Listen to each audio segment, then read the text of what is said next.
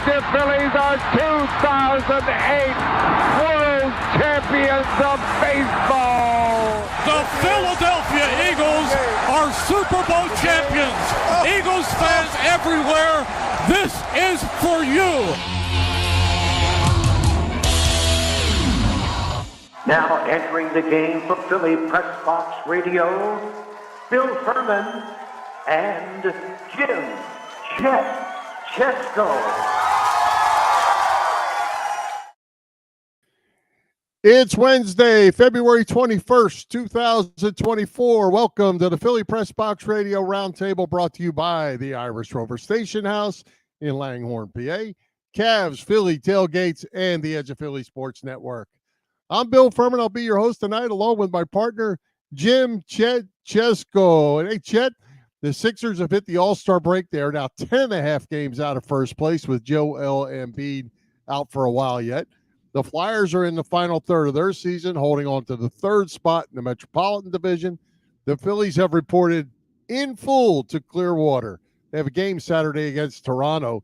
And yes, the Daytona 500 opened the NASCAR season, Chet. I know you're pretty excited about that. They washed out Sunday. They raced Monday. Plenty to talk about in Philly sports. And by the way, Chet, the other thing we're going to talk about is that Caitlin Clark. All right. Hey, just so you know, I'm going to do all I can to go long on our usual topics to make sure we don't have any time left to talk about that stinking Daytona 500 thing. Hey, but we'll get to that because I believe you were the one that wanted to put that on our little agenda for tonight. So that will be I didn't fun. really want to. I just suggested it, maybe thrown it in there for, our many redneck friends, Bill. Yeah.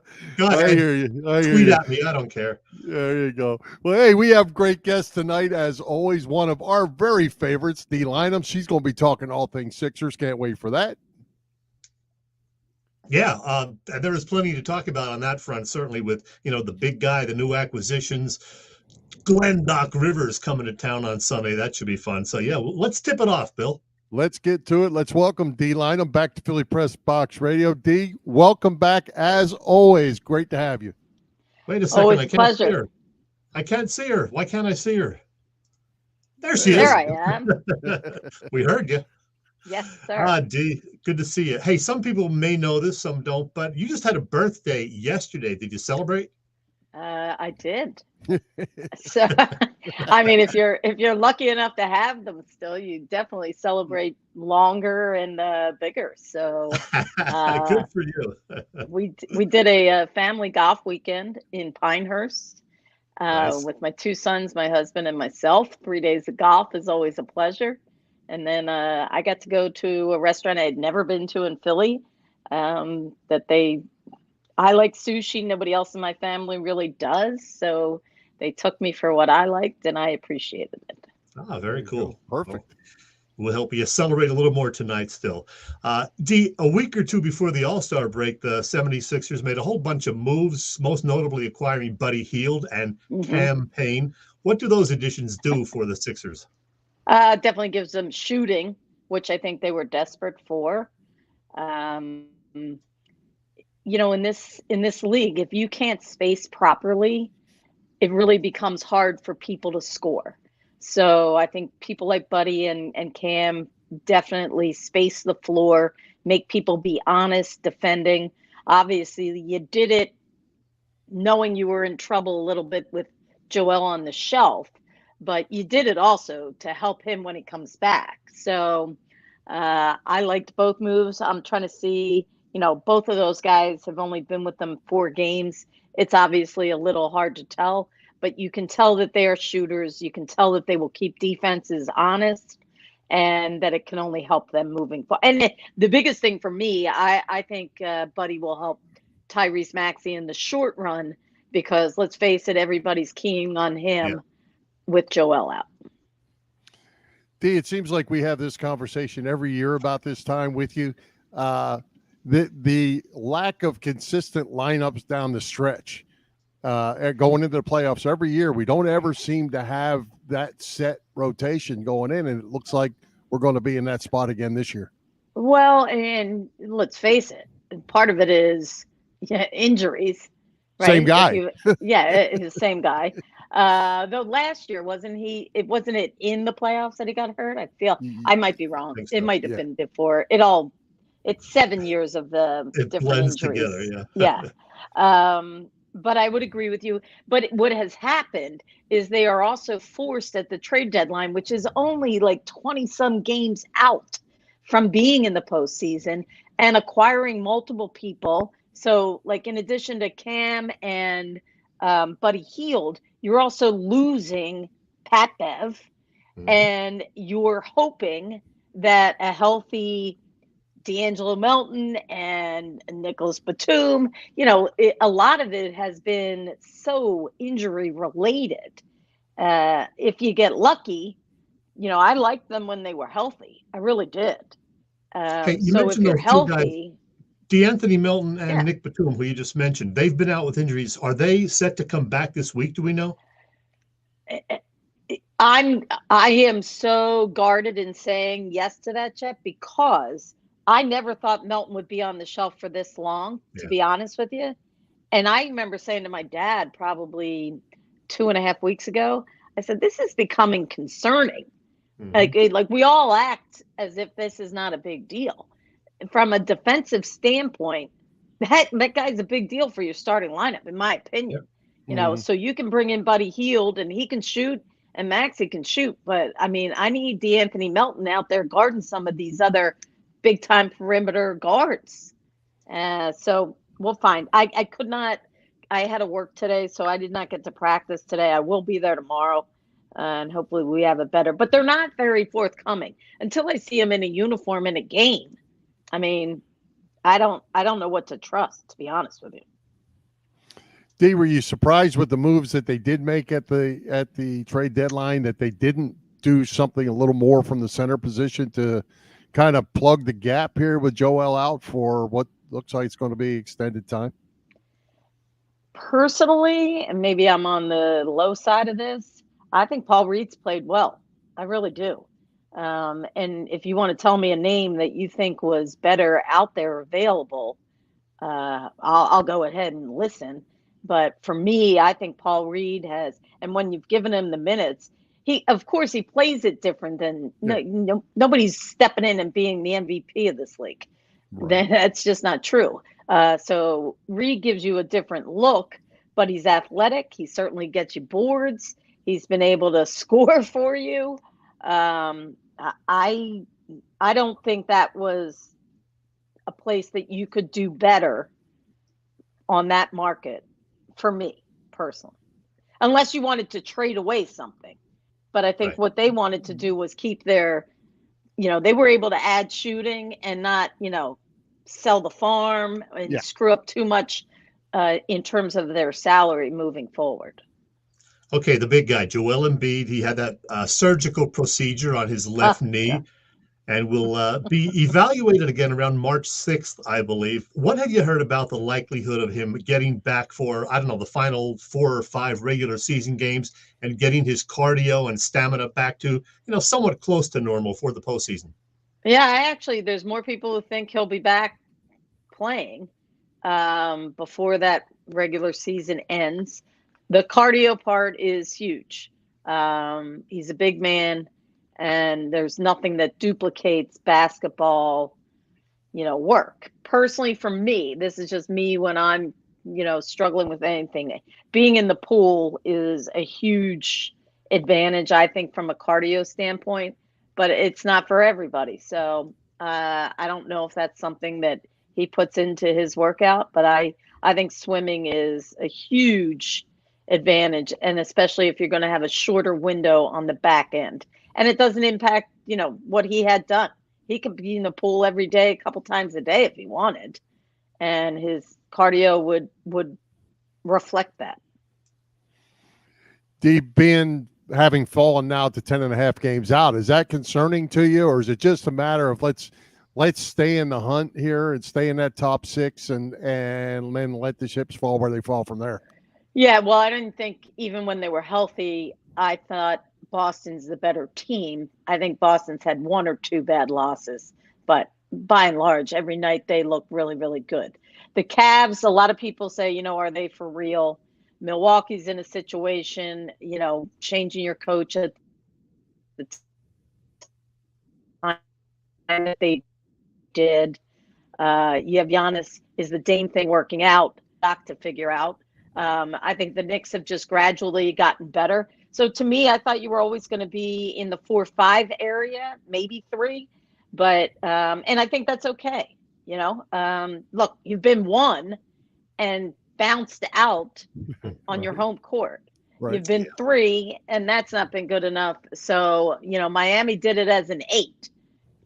It can be done if you have the healthy bodies at the right time with the right coaching. And I do believe they do have the right coaching. Yeah. Big fan of Nick Nurse. Hey, last fall, the Eagles had that gauntlet of a schedule against 5 or 6 real good teams. And right now, as we look at the Sixers' upcoming schedule, look at this. The top 4 teams in the East are in line right now. The Knicks, Cavaliers, Bucks, and Celtics. 4 games in a row. That is a tough stretch right there, D. That is definitely a tough stretch. You know what I say? You take them one at a time, for sure. I wish I could be at that Sunday game. I have to work. I would really like to see the reception that he gets. I think he deserves a fair reception, but he has his own problems with that Milwaukee team. There's a lot of pressure on him there, and he's got a new excuse after every game. Yeah. Hey, to follow up on that, have you ever seen anything in all the time you've been covering basketball kind of as crazy as that deal in Milwaukee where they got a highly successful rookie coach and cut him loose? The only thing that I would put in was it was an off season. I mean, I don't know if you guys remember Rick Carlisle won the East, won 50 plus games and lost his job as the number 1 seed. I thought that was crazy. I think I know Adrian a little bit, and I think he's going to actually get another job. And I think he will be successful. I think it's directly tied to I didn't like the move for Dame. I think you did not appreciate what Drew Holiday brought to that table from a defensive standpoint, from a competitive standpoint, and he can get you buckets. Okay, maybe not at the same as Dame, but it's a good fit. I know you want to make a splash because you didn't do what you were supposed to do, but you have to think about chemistry, and I think that was not the right move for them. Hey, the Sixers also added Kyle Lowry, who I assume is going to make his debut in the next few days. What does he bring to the team? I know he's not the same guy he was 5 or 7 years ago, but is he going to be kind of a mentor to Maxey or what? Well, first, I would just tell you, and I think you guys from being from the area, I mean, from high school on up, fiercely competitive. Mm-hmm. So you can tell me he's 37, but if I get him for 20 minutes, I'll take Kyle Lowry's 20 minutes. Mm-hmm. People want to argue with me. I like Pat Beverly. He's annoying, but I'll take Kyle Lowry. Right? I don't see how you think that's a drop-off. Mm-hmm. So I think that, yes, he can help that locker room. I think he can be a mentor. He's obviously been a champion on multiple levels. And I think he's the kind of guy that people listen to. He's not afraid to speak his mind. He's not afraid to share. And I think he appreciates coming back here to be able to be a Sixer in his career. Very good. Hey, D, you mentioned Tyrese Maxey. First All-Star appearance. He's been phenomenal here the first half of the season. What's the upside? Is there still a lot of upside to Maxey? Is he only going to get better? He's just young. Young, enthusiastic, puts in the work, incredibly talented. No, I haven't looked lately. Let me see, because his 3-point shooting had dropped slightly, and some of that had to do with Joel being out and a lot of these other guys being out. But he's back up to 38. He's a better than 40% 3-point shooter, in my opinion. So I think that number will, he'll just have better shooting games with these additions, in my opinion. I love how he's taking care of the ball this year. It matters to him. Mm-hmm. Obviously, the big thing, and I think Nick challenges him. You got to want to get after it defensively, and I think he does.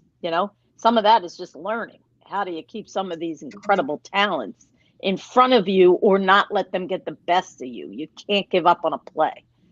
So those are the things but come on, he's going to be an all-star for many years to come. You mentioned Nick Nurse. What do you like about the new Sixers coach? A lot of things. I like, obviously, you can see some of his, I love the way they move offensively. And let's just go back to when Joel was still playing, because I think that's where you see it the most. Bodies move, the ball moves, people trust that they'll get the ball back. There's not this waiting, isolation, only Harden and Embiid in pick and roll. It just, it's just so much more involved of people. So I like that. I think he's also willing to challenge people in a good way without being harsh. Have a conversation. What do you think? This is what I think. Okay, now let's see what we can do here. He's young. He understands. He's willing to talk to you in media sessions. I like a lot of it. Hey, Dave, we talked at the beginning of the year before the season started with you. The Joel Embiid leadership was kind of the elephant in the room at that time.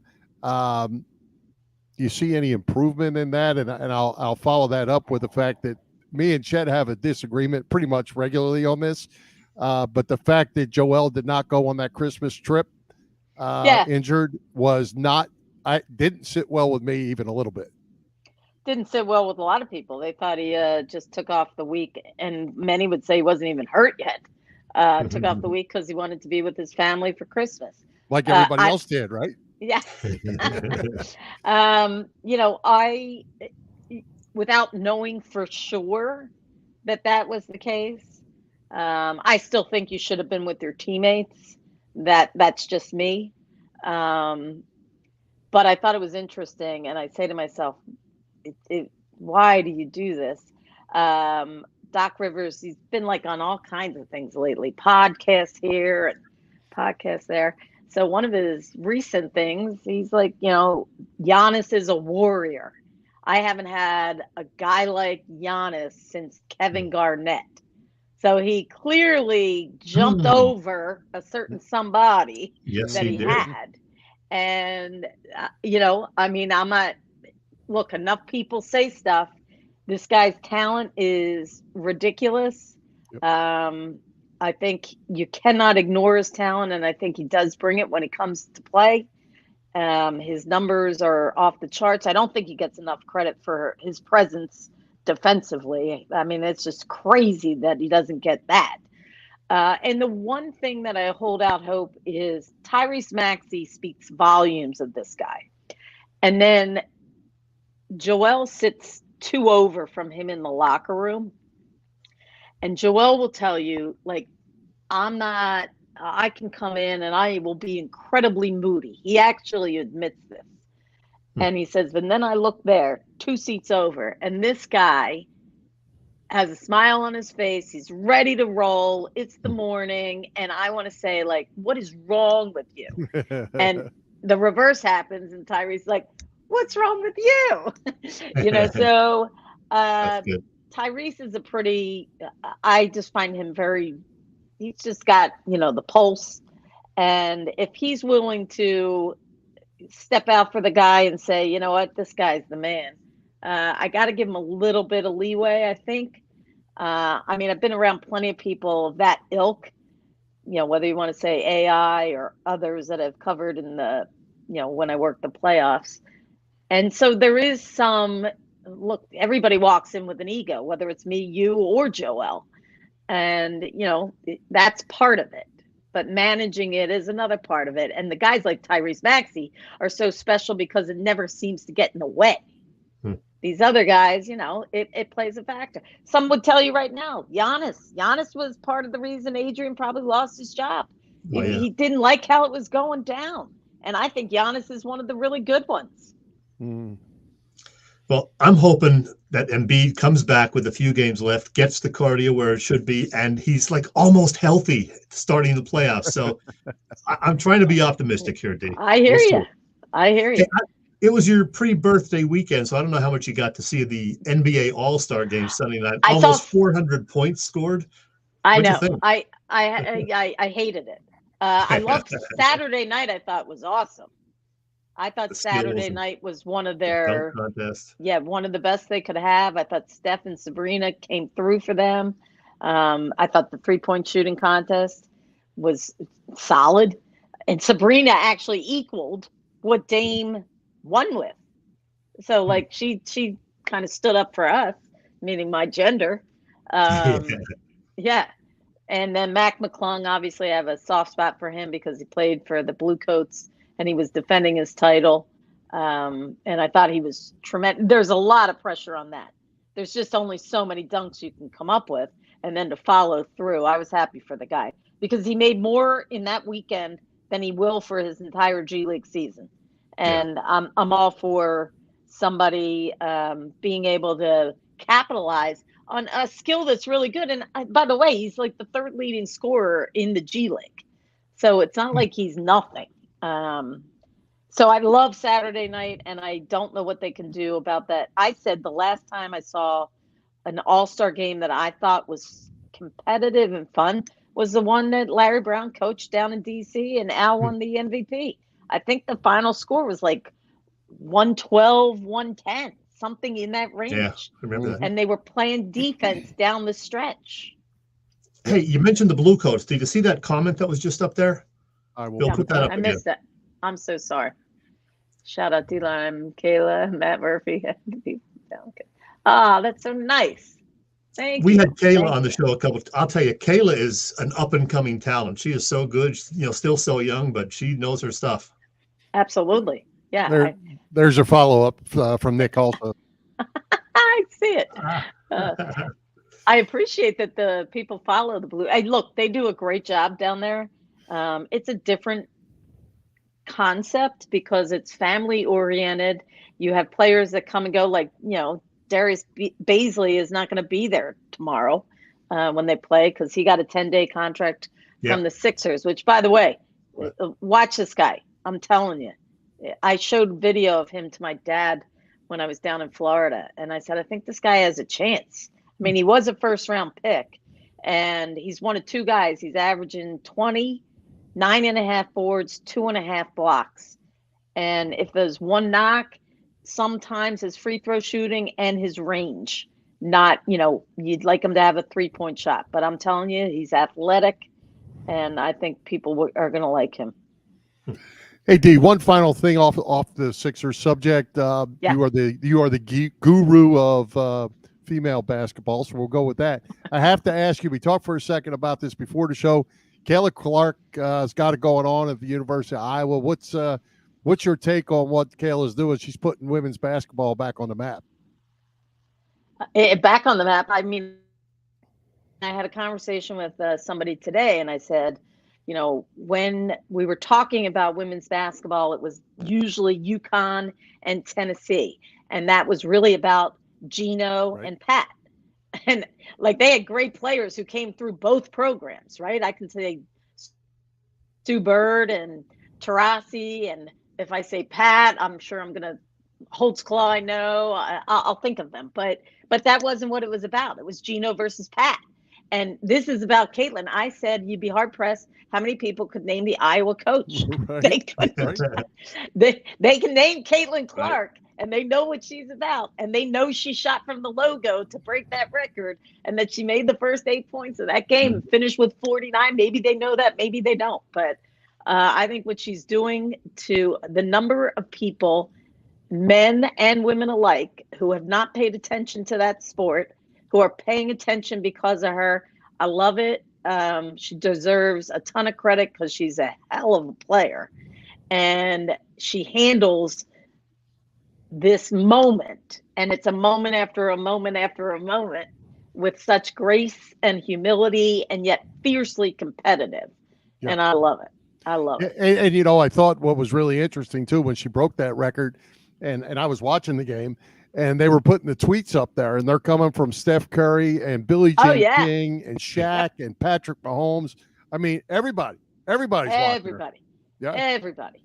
And I hope personally, Bill, I hope it carries over for her into the WNBA, because like Sabrina, when she got to the WNBA, she was hurt her first year.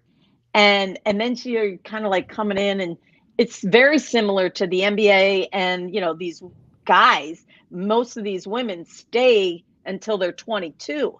But now you come in and these women are just stronger than a 22-year-old. Mm-hmm. And it's the physicality. I know people don't see the WNBA the same, but it is college to a pro, the same as college to a pro for a lot of these men or guys. And so I hope for her that there's patience, because I think the physicality is real, even though her distance is so legit. But, you know, I've seen some of those things. I mean, Kelsey, who played at Washington, who had the record before Caitlin, she's had a nice career, but she struggled in the beginning too. Jackie Stiles, a name people might remember, but they're like, what happened to Jackie?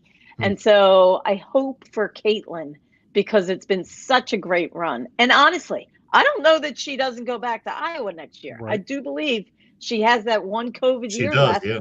Yep. And the list I saw of her NIL is about 12 deep. And it's a couple $1 million worth. Oh, yeah. So it's not about, I mean, she can make more money doing that. Yep. Oh, yeah. And she'll do okay. Yeah, she'll do totally fine. But what she's done for women's basketball, you know, somebody asked me, could they win it all? I think that they do not have the size that some of these Power Fives have. Yeah. Look at Dawn Staley's team. I mean, I encourage people to turn her team on any weekend, any day of the week, and you'll see greatness. And I don't know that Iowa could compete with that. But, you know, the tournament is one and done, so anything can happen. Mm-hmm. Yep. Hey, one final thing, Dee, before we let you go. Tell us what you got going on, because you always have about 100 things. You're a busy woman always. Well, you guys know a couple people that were kind to mention the Blue Coats. So I'm still doing the color analyst for the Blue Coats. I actually got lucky, and I'm doing it for the Wizards down in D.C. as well. Their team is the Capital City Go-Go. So that's been a blast that I can do both of them. I have Princeton women's basketball, which they're in the top 25. You know, they don't have Caitlin Clark, but they have some really, really good players. How many days are in your week? You've only just covered a couple things so far. And I'm still on the radio at 97.5. Yeah. Yeah. So yeah, it's a good life. Fantastic. You have other social media things going on that you keep up with, or you got enough? No, I still do my sportsbook stuff. Yeah, I still do that for Parks. The Sixer stuff. I feel like I had 10 days off because they were on the All-Star break. So I love doing that. That's fun for me, and I'll be back at that tomorrow. And I still teach. I have some teaching jobs at colleges around the city. So. All right. I'm tired just listening to all that. I always appreciate you guys having me on. Thank you so much. And we appreciate you coming to us for the 22nd time, Dee. That's nice. Right. Yeah. 22nd. I love it. You're tied for second with Ray Diddy behind Brandon Lee Gouton.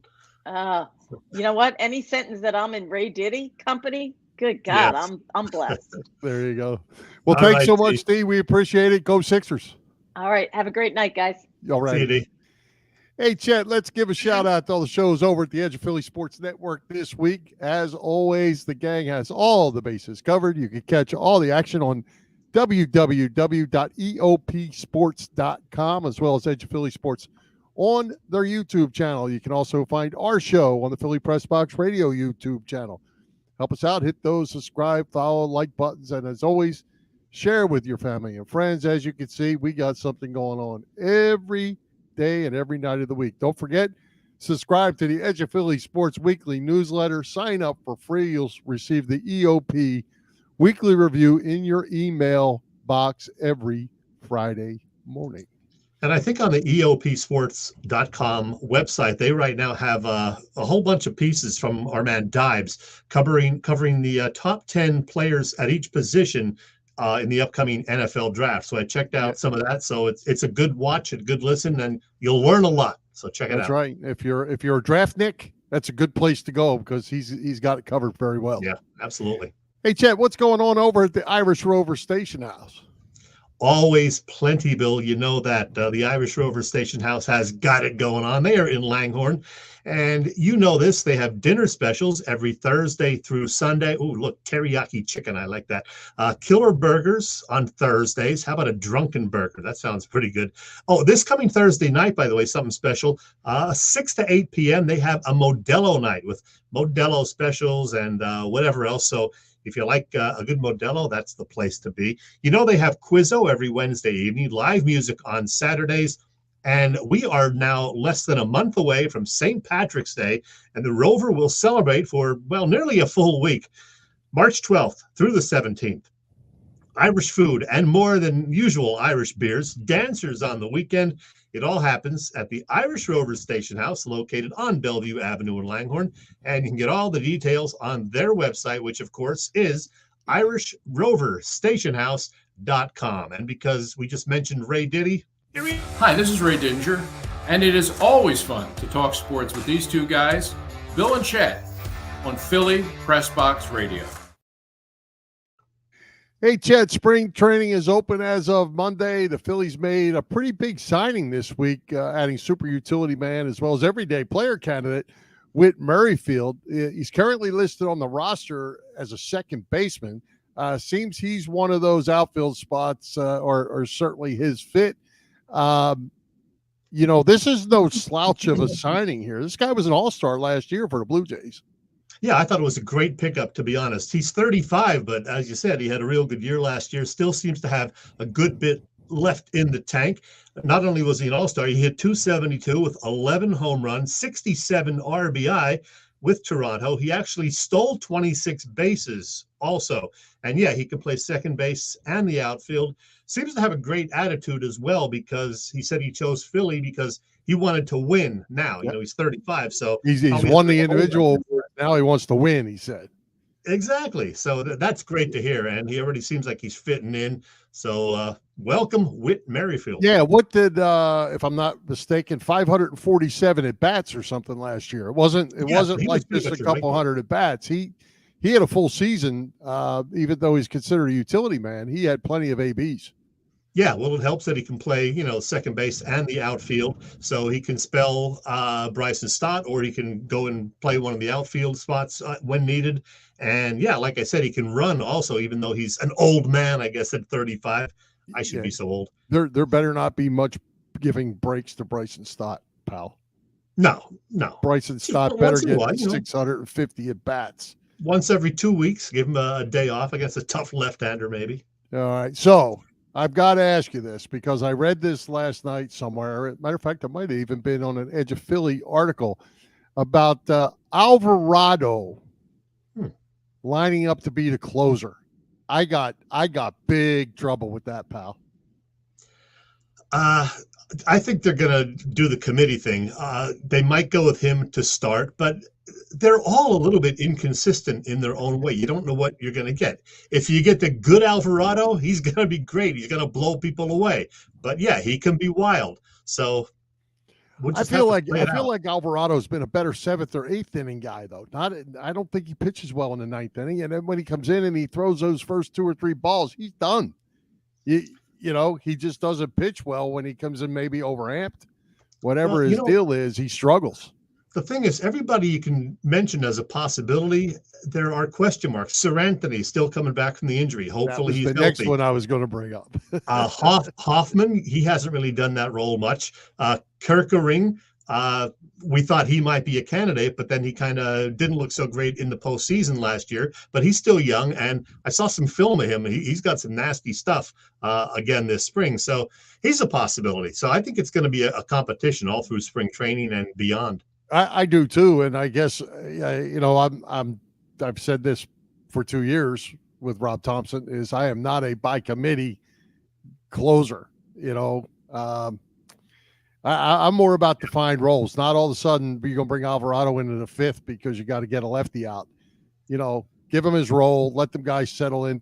Baseball guys are weird creatures. You know, they like to have their regular routines, and we haven't had that. First game this Saturday, first TV game this Sunday. So Phillies baseball back, and I love it. Yankees on Sunday too, by the way. Blue Jays on Saturdays, Yankees on Sunday. So, Bill, I gotta go off for a minute or two here. Bryce Harper and an extension. I don't get this. Yeah, I know he's, in year 5 or I guess now 6 of his 13-year contract, but still, you can't give this guy an extension. He knew when he signed it 5.5 years ago or whatever it was that he was gonna, go down on the scale of, average annual salary or whatever. And I think he's like 27th now or something from what I heard. But that's just the nature of it. When Jalen Hurts became the highest paid quarterback in the NFL, that lasted, 2 days? That's just what happens. It goes up every couple of weeks and every couple of years. So I think the 330 is okay. Plus, you give him an extent. You don't know what he's going to be like at age 36, 37, 38. I mean, he wants to That's play. That's why he wants it now. He wants it now. Yeah. He doesn't want to wait for that because he might not have any value left. Money. Yeah. I'm not giving him any more guaranteed money. Yeah, it just goes back to the whole money concept. It's just messed up, and the fact that anybody can sign any kind of contract and then just has to get it renewed. It's what do you do? What are you going to do with Zach Wheeler too, pal? We got to get that on your mind. I was just going to bring him up. He wants like $40 million a year, which good for him. But do you realize that's more than $1 million a start? You go out, you throw 6 innings of baseball up. There's another 1.1 million in the bank. It's crazy. I never thought I'd be one of those old guys who complained about the money athletes are making today, but it's crazy. Well, it's not. I don't think it's complaining about the money. Is that the money is so obscene? It is. That's I have no problem with these guys getting paid. No, good for them. Like you say, for $1 million a game, that's and by the way, it is a game. We're not curing world hunger here. We're playing baseball. You know what I mean? I know what you mean. A lot of people questioning the whole closer stuff. Do you think the closer might? No, I don't know. You never know. Dombrowski could have some more moves up his sleeve. Yeah, and Robbie could be right on that. But if you look at the roster itself, most of the names are the same names that were already on there from last year. There's been very little movement. They've added a couple minor pieces. So, I mean, what we got is what we got. It looks like pretty much at this point. Yeah. So we'll see. It's going to be interesting next couple of months. March 28th, it all begins in earnest. So it does. We'll see. All right. What do you got? No, wait a second. No, I'm not going to do I have a random Chet, but you know what? We kind of alluded to the whole Daytona 500 thing, so let's get that crap out of the way. I'm not a big fan. I was only bringing a Daytona up because you, my friend, either you wanted the rib Denny Malloy or you want to talk about the Daytona 500. And I can tell you, Joe Bonner's on here. I already saw him up there, and he watched every bit of it, and I watched most of it. Well, okay, here's the secret. I know Denny's a big fan, and he's an old friend of mine. He's coming up from Maryland this weekend. So I'm thinking if I do a little Daytona 500 segment, he'll buy me a couple of beers this weekend. Right, do Denny? Anything for a beer, wouldn't you? I would. All right. So, yeah, I turned the race on too late. I kind of missed virtually all of it. I was looking for Bobby Unser and Mario Andretti, and I guess I was wrong racetrack. Wrong racetrack. Yeah, no, I didn't know what I was. The watching. Daytona 500 is the kickoff event, the number one event for NASCAR, and there's a lot of people that really like it, and they're not just rednecks like some people might want to think they are. Wow. Yeah. So, is that all you got? Did you watch the end? Did you watch the wreck? So was it a good race? I saw the highlights of the big wreck, late in the race. I guess there were 2 of them, one huge one and the one near the very end. So yeah, the second one wasn't that huge because there wasn't enough cars left to be that huge. They wiped them all out in the one before that. And I'm sure a lot of people watch it just hoping to see a nice big wreck. Yeah, well, absolutely. And the way that is now, that's what Daytona is. It's a survivor race. You stay out of trouble, stay out of the pack, and stay out of the big one. And that's kind of what happened. The thing I didn't like about the race, I'll say this, is when they crossed the start-finish line for the next, which going into the last lap, because there was a caution, that was the end of the race. They didn't race to the finish that one last lap, and I didn't quite like that. So, race to the end. They'd had another wreck. Yeah. So that's all I got. I got nothing to add. It's just not my thing. I don't know which I watch less of, the Daytona 500 and other NASCAR races or golf. Neither of them do it for me. Or the All-Star games or the Academy Awards. Well, no, I love the Academy Awards. We could add those to that list. you know I'll be watching them. By the way, the Academy Awards this year in early March, they're starting at 7 p.m. this year instead of 8 p.m. So you can watch them earlier. They ought to start at maybe at like 1 a.m. because that's about where the viewership lies. Just go ahead and I'll be watching in the middle of the night. All right, go ahead. You got a random Chet for us. I do. We're going to ring the bell. The race is over. We're going to talk something else now. You know I love music, and I do have the Random Chet segment. It is another music-related one. And just so you know, I have a 5-minute version, which I'm going to play right now, and there's also a 7-minute version, which just now went up on my YouTube channel, Call Me Chet. Yeah, I have a YouTube channel besides the Philly Sports one. So on Call Me Chet, the full 7-minute That's version. Because you weren't allowed to put Academy Award stuff on the Philly Press Box page. The director's cut is on the Call Me Chet YouTube page. So check that out if you want to see what you missed. But anyway, we do have the 5-minute one ready to go. And it's kind of a follow-up to something that I did a couple of weeks ago. So here it is. Enjoy. A couple of weeks ago, I did a piece on the many great rock albums that were released 50 years ago, 1974, with my two absolute favorites being Bowie's Diamond Dogs and Aerosmith's Get Your Wings. Well, 10 years later, 1984, there were a lot of pretty good rock albums that year, too. Damn, how's that 40 years ago already? Yikes. Anyway, the three biggest top 40 hits that year were pretty decent. Prince's When Doves Cry was number 1, followed by Tina Turner's What's Love Got to Do with It?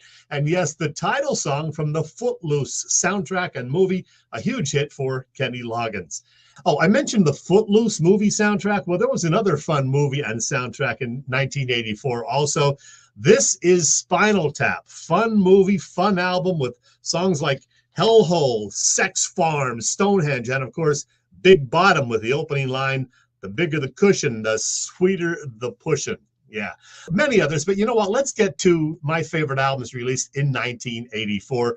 First, I'll show you a graphic of a bunch that didn't quite make my top 10. Let's call these the second 10 or honorable mention from 84. Albums from the likes of Queen, that album being The Works with Radio Gaga on it. Don Henley, The Kinks, Rush, Joe Jackson. I loved his Body and Soul album. Stevie Ray Vaughan and Double Trouble. And oh yeah, these two. AC/DC's 74 Jailbreak, which was actually recorded 10 years earlier and featured the late, great Bon Scott. And what I did mention just a moment ago, Metallica's Ride the Lightning with the fan favorites Fade to Black and For Whom the Bell Tolls. All right, without further ado, my top 10 personal favorite albums from 1984. Number 10 is from the reformed Mark II lineup of Deep Purple, Perfect Strangers, with the great songs on there, Knocking at Your Back Door and the title cut. 9th would be an amazing LP from Bryan Adams, Reckless, which had a slew of hits, including Summer of '69, Heaven, and Run to You. 8th, the 5th studio album from the Cars, Heartbeat City, with the hits Magic, Drive, and You Might Think. Coming in then at number 7, U2's The Unforgettable Fire with the terrific song Pride in the Name of Love, plus Bad on there. I was a huge fan of the Scorpions right from the get-go in the early to mid-1970s, and then they hit it real big in 1984 with the release of this one, Love at First Sting, thanks to the success of Rock You Like a Hurricane primarily, but also the great power ballad, Still Loving You, so damn good. So this album is number 6 on my list. All right, you ready? The top 5 from 1984 for me. Purple Rain from the incredibly talented Prince. First of all, So darn good. The title song, When Doves Cry, which I mentioned, was the year's top single according to Billboard, and Let's Go Crazy, pretty damn good too. Fourth, the Pretenders album that was written after two of their band members died of drug overdose, and while Chrissy Hynde's baby daughter was learning to call. The album is called Learning to Crawl, with a slew of great songs on there like Middle of the Road, Back on the Chain Gang, and 2,000 Miles. Loved all of those. At number 3 from 1984, in my personal view anyway, released just 9 days into that year, it is the album 1984 from Van Halen, with so many great songs on there. We're talking Jump, Hot for Teacher, Panama, I'll Wait, etc. Classic VH for sure. All right, number 2, it's, well, this guy with great songs like My Hometown, Glory Days, Bobby Jean, Dancing in the Dark, and the title song, of course, Born in the USA, it is Bruce. And all right, my absolute favorite album from the year 1984. Can I get a drum roll, please? You know, I didn't fully appreciate this one until years later, but it is a soundtrack from a great concert film that was just re-released and enhanced last year, as a matter of fact. I saw it in IMAX last September. It's this one, the Talking Heads' Stop Making Sense. Look at these songs on here as I flip it around for you. We're talking Psycho Killer, Swamp, Burning Down the House, Once in a Lifetime, Life During Wartime, their great cover of Take Me to the River. It's almost a greatest hits collection, if you ask me. So here again is the graphic of my personal top 10, and who knows, maybe they were some of your favorites, either back in 1984 or at some point after that.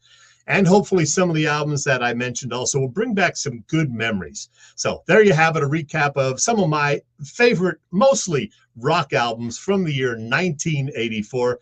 I still like all of those songs and albums all these years later. See ya. Hey, you are old.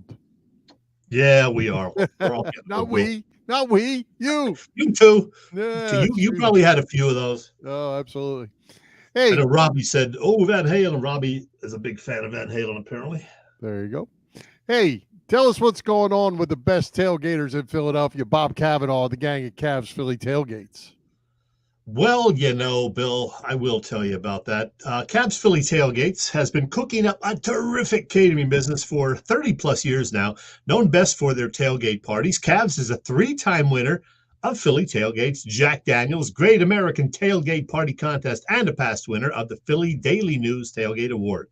Cavs also does corporate events and parties, you name it. As for upcoming events, they will be there for the Phillies opener on March 28th, and they're going to do 2 different tailgates before WrestleMania, April 6th and 7th.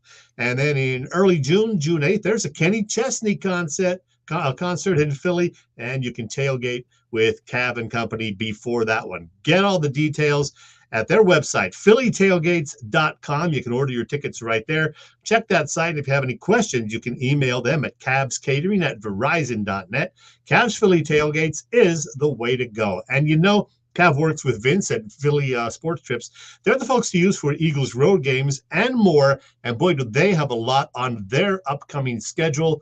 I know I have it here this time, and there it is. Yeah, the spring training dates are all sold out now, but hey, you can go to regular season Phillies trips to Boston, Baltimore, Chicago, and Pittsburgh, and oh yeah, London, plus Philadelphia Union trips to both Austin and Nashville.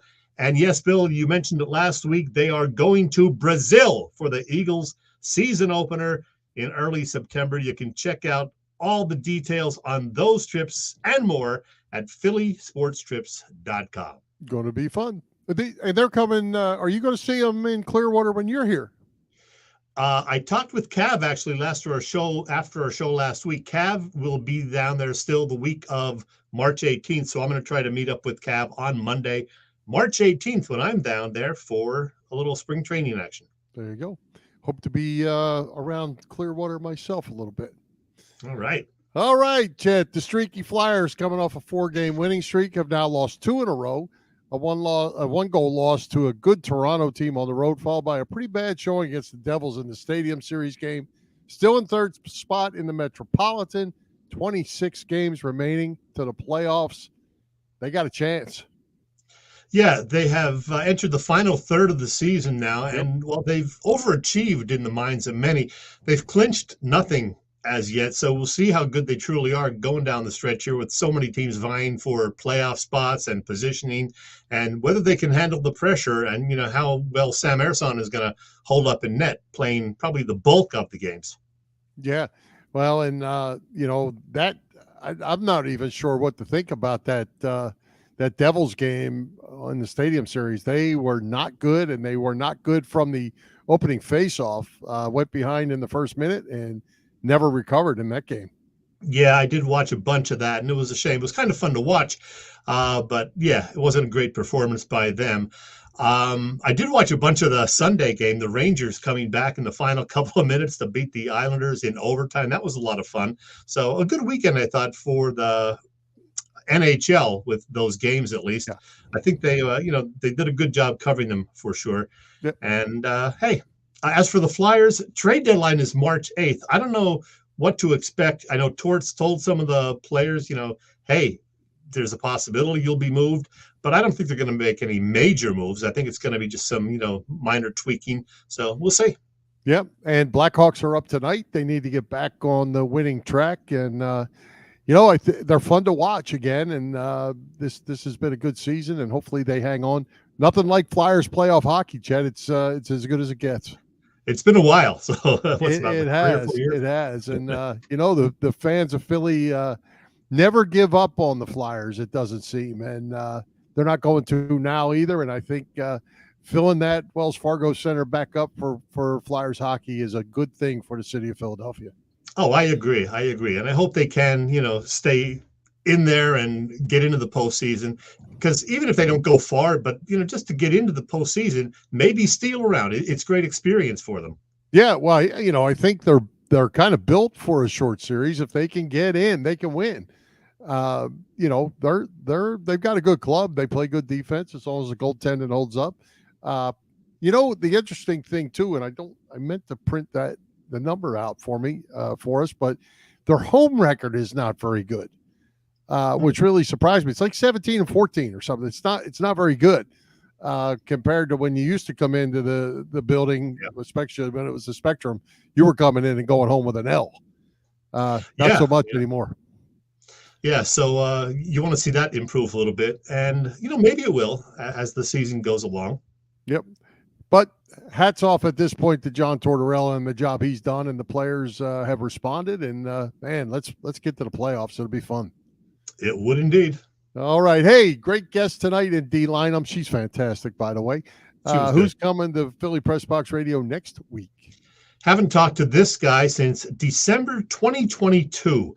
He used to cover the Phillies and Eagles, but at that particular time, his last visit, he was a beat reporter for the New York Football Giants, believe it or not. Well, guess what? He's back covering the Eagles for NJ.com, and it is Bob Brookover. Sorry about the crappy picture, but I just grabbed it at the last second.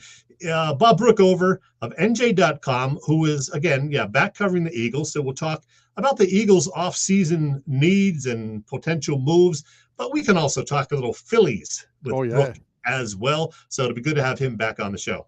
Yeah, Brookie loves those Phillies. I'm sure he may not cover them officially, but I'm sure he is well versed in what's going on with the Phils. Yeah, I asked him just the other day. He said, absolutely. So, let's do it with Bob Brookover.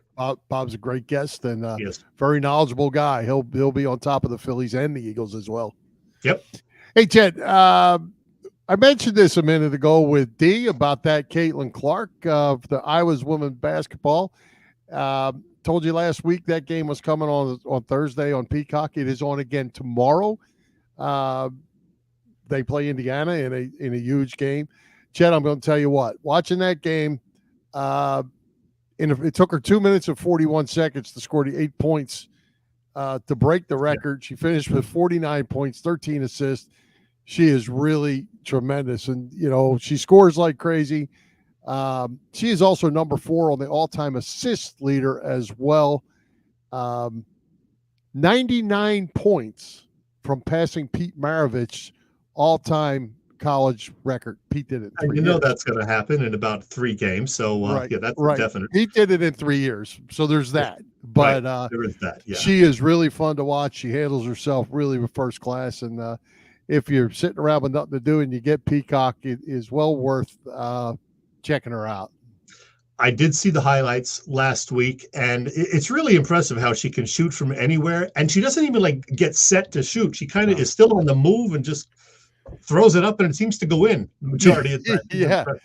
Well, and I'll say in the game last week, I think she had 28 at the half. And they put her in a box and one defense, trying to do everything they could to keep her from scoring. So she starts driving, and dishing the ball off. That's where the 13 assists come from. Then she goes to the foul line, and she's a 90% foul shooter. And she is just the real deal. And she handles herself better than she plays. She handles herself really well with everything involved and all the chaos that's going on around her. She's really fun. I'm going to have to steal somebody's Peacock password for tomorrow night and see if I can, watch. There you go. I have pretty much every streaming service except Peacock and Paramount. So, yeah, I'll have to do that. Hey, a couple other things before we move on, Bill.